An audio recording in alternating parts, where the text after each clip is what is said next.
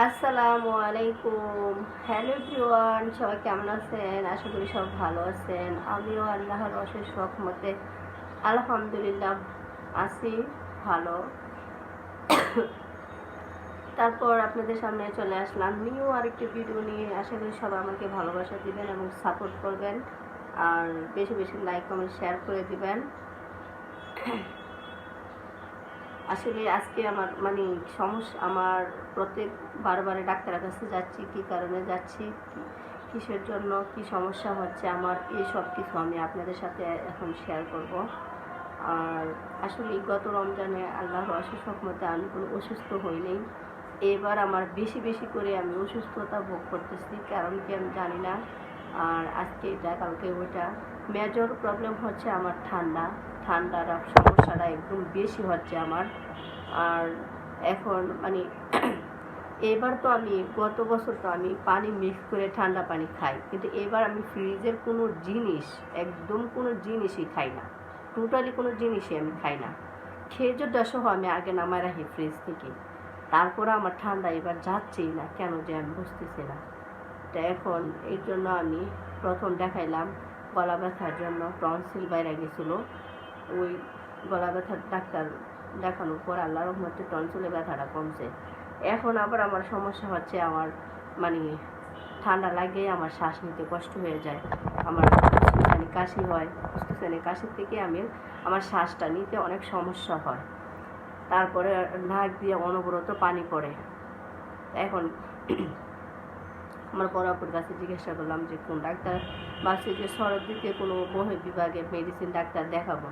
আমার আপু বলতেছে যে এখানে না দেখায়া একটা কাজ কর, যে শিশু মেলার অপোজিটে একটা হসপিটাল আছে, এখানে টিবি টিবি হসপিটাল, যেটা 250 শয্য বৈশিষ্ট্য, এই হসপিটালটা এখানে।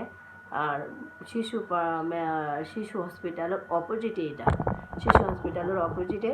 তারপর ওখানে গেলাম কালকে। যাওয়ার পরে এই হসপিটালে আমি ফার্স্ট গেলাম, আর কখনো যাই নাই।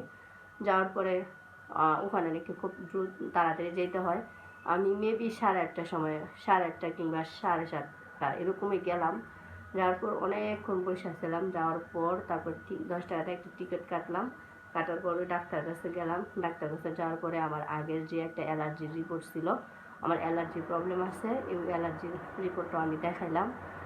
আর যে আমি যে শ্বাস শ্বাসটা নিই, ফুসফুসানি কাশির থেকে যে শ্বাসটা নিতে যে সমস্যা হয়, যে ওষুধটা আমার পাশের ফার্মেসি থেকে আমি খাইতাম, ওষুধটা আমি ওনাকে দেখাইলাম। তো ওনারা দেখানোর পর উনি প্রেসক্রিপশন লিখলো, আমার রিপোর্টটাও দেখলো। ওনার হয়তো টেস্ট দেয় নাই, আমার রিপোর্টটা দেখাইছি, সেই জন্য আমার তো অ্যালার্জি ধরাই পড়ছে।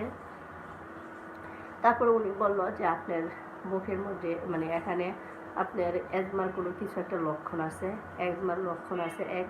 দ্বিতীয়ত পুরোপুরি হয় না, কিন্তু লক্ষণটা দেখা দিছে। আর দ্বিতীয়ত হয়েছে আমার বলে অ্যালার্জির প্রবলেম। এই কারণে আমার ঠান্ডাটা ঘন ঘন লাগতেছে। তো এই জন্য বলছে উনি একটা ওষুধ দিছে আমাকে। এই যে ওষুধগুলো আমি আপনাদের সাথে শেয়ার করি। এই যে দেখেন, আপনাদের সাথে আমি ওষুধগুলো শেয়ার করবো। এখানে যে ঠান্ডা লাগলে নাকে ব্যথা হয়ে যায়, এটা নাক ফুলে যায়, এই জন্য এই ড্রপটা দিছে নাকের মাংস বাড়ার জন্য। এই ড্রপটা দিছে। দেখেন আমার ঠান্ডার যে কত সমস্যা, আপনারা এবার দেখেন। এই যে এই ড্রপটা দিছে আমাকে। আর কালকে যে ওষুধগুলো আমাকে দিছে,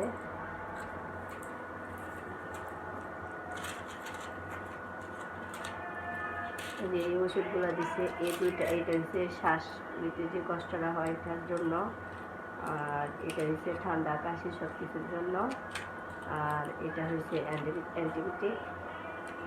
আরেকটা ওষুধ, এটা হচ্ছে অ্যালার্জির সমস্যা।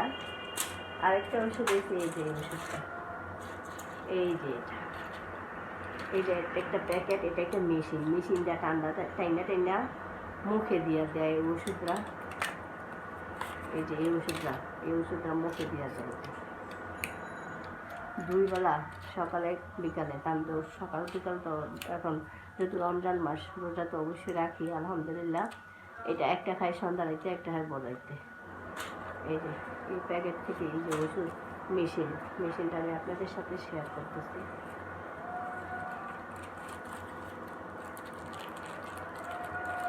এই যে দেখ,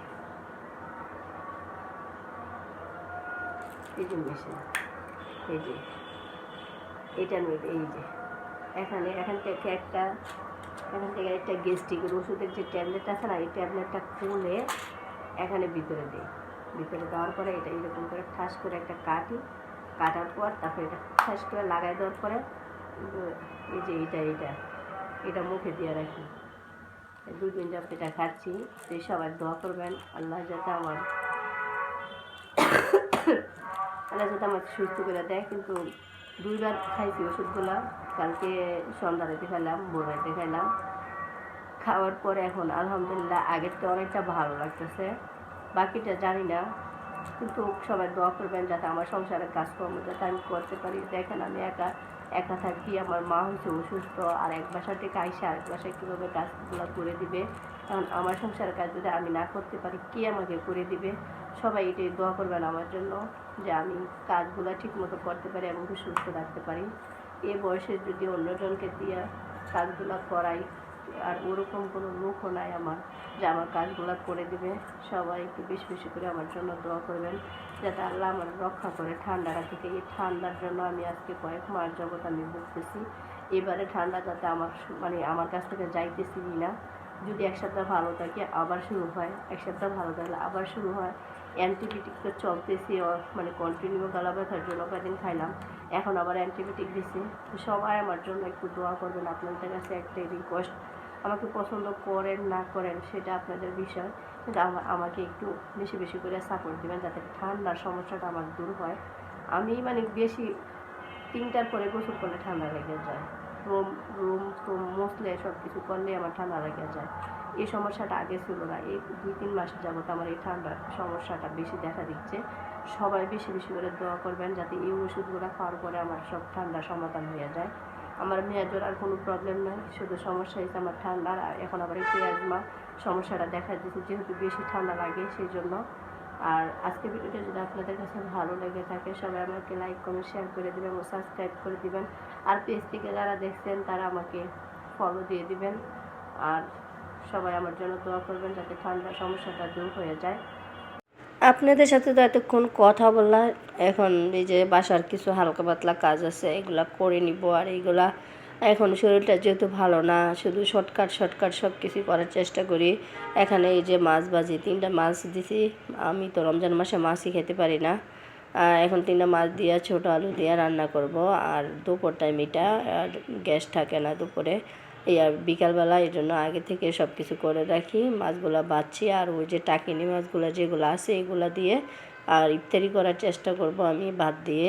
আর দেখা যাক এই যে কী দিয়ে ইফতারি করি, আর তো অনেক টাইম আছে। আর জিহাদের আব্বুর জন্য জিহাদের আব্বু আইসা আবার কয়েকটা ভাত খায়, এই জন্য কয়েকটা ডালের বড়া বানাবো। এরপরে এই যে বাবার বাসায় চলে গেলাম।